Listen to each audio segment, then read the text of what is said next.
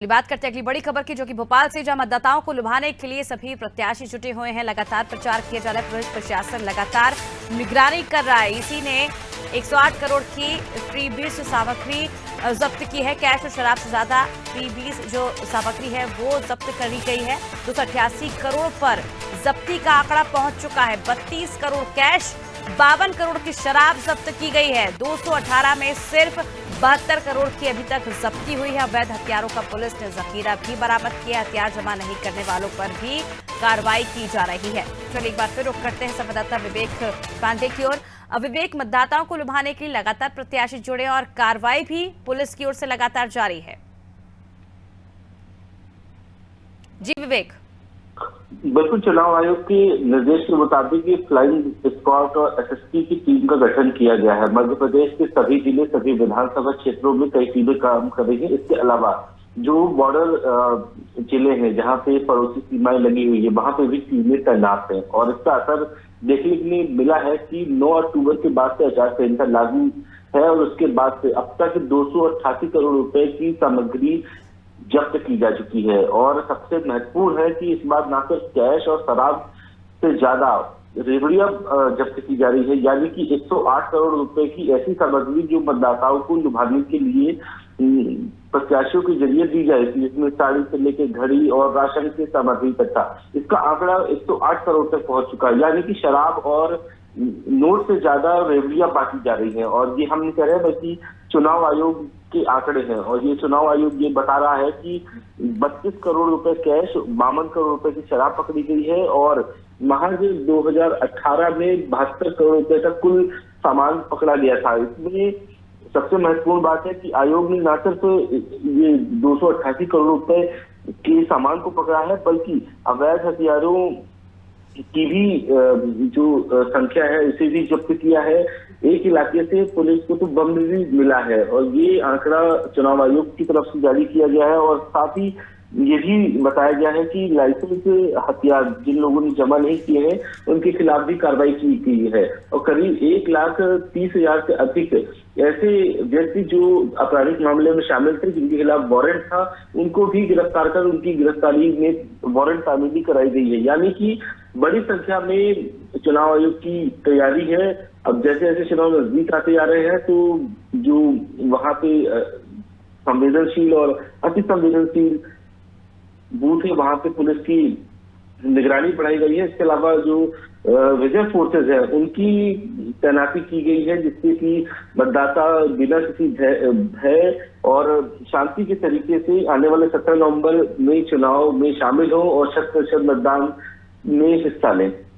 बिल्कुल विवेक, जिस तरह से जानकारी मिल रही है कि लगभग 288 करोड़ का जो आंकड़ा है वो अब तक जब्ती का पहुंच चुका है, ऐसे में क्या लगता है कि आखिर ये पूरा पैसा कैश कहां ले जाया जा रहा था? किसी के नाम भी उजागर हुए हैं अब तक?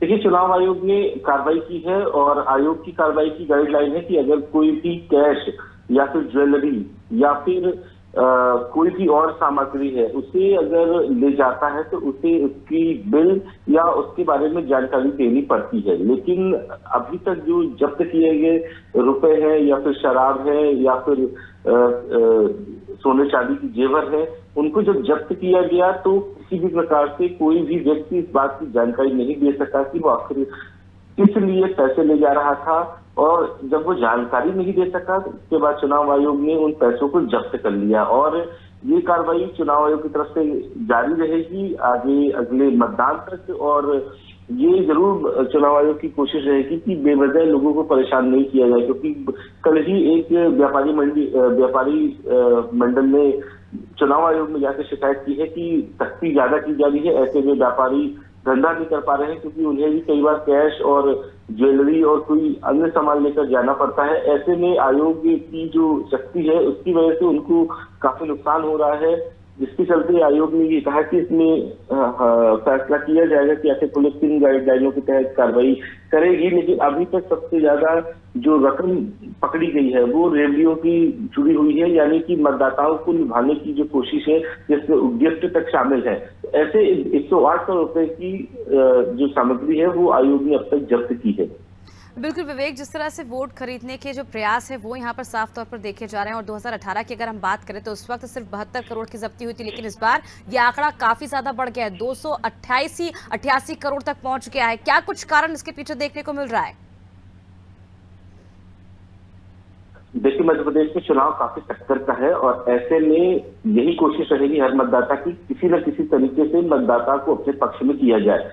वोट के लिए कुछ भी करेंगे नेताजी, ठीक इसी लिहाज से मध्य प्रदेश में ये रेवड़ियां बांटी जा रही है। उसमें न सिर्फ नोट है, शराब है, बल्कि सबसे ज्यादा ये है कि जिससे मतदाता को जिस तरीके की जरूरत है, उपहार से लेके घड़ी, साड़ी, इन तमाम चीजों को बांटी जा रही है। और कोई प्रत्याशी खुल के आके ये नहीं कह रहा है कि उसकी तरफ से कुछ दिया जाए, क्योंकि अगर वो कुछ देता है तो इसे आचार संहिता का उल्लंघन माना जाएगा। इसके अलावा जो प्रत्याशियों की खर्च की सीमा है, उस खर्च में उस राशि को जोड़ दिया जाएगा, यानी कि नेताजी की मुश्किलें बढ़ सकती है। ऐसे में जो चुनाव आयोग की तरफ से जब्ती की गई है, उसमें किसी भी पॉलिटिकल नेता ने ये आके अपनी बात नहीं कही है।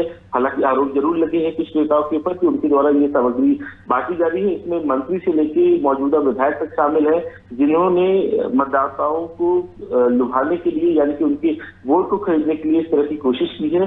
लेकिन सवाल इस बात का है कि जब चुनाव की आचार संहिता लागू है, ऐसे में सबसे पहले आयोग को ये प्रत्याशियों को समझाने की जरूरत है कि आचार संहिता के जो मॉडल कोड ऑफ कंडक्ट है, उनका उल्लंघन करने पर कार्रवाई की जाएगी। और अगर अच्छा काम पिछले 5 सालों में किया होता तो उन्हें ये जरूरत नहीं पड़ती कि मतदाताओं को रेवड़ी दी जाए या फिर कोई और सामग्री दी जाए। बहुत बहुत शुक्रिया विवेक तमाम जानकारी। तो देखिए, मतदाताओं को लुभाने के लिए प्रत्याशी लगातार जुटे हुए हैं और अब तक मध्य प्रदेश में 288 करोड़ तक का जो आंकड़ा है जब्ती का पहुंच चुका है। 2018 की बात करें तो 72 करोड़ की जब्ती हुई थी और इस बार ये आंकड़ा काफी ज्यादा बढ़ गया है। 32 करोड़ कैश, 52 करोड़ की शराब भी जब्त की गई। तो देखिए, वोटर्स को लुभाने के लिए आके या फिर कहें खरीदने के लिए जो रेवड़ियां हैं वो बांटी जा रही हैं।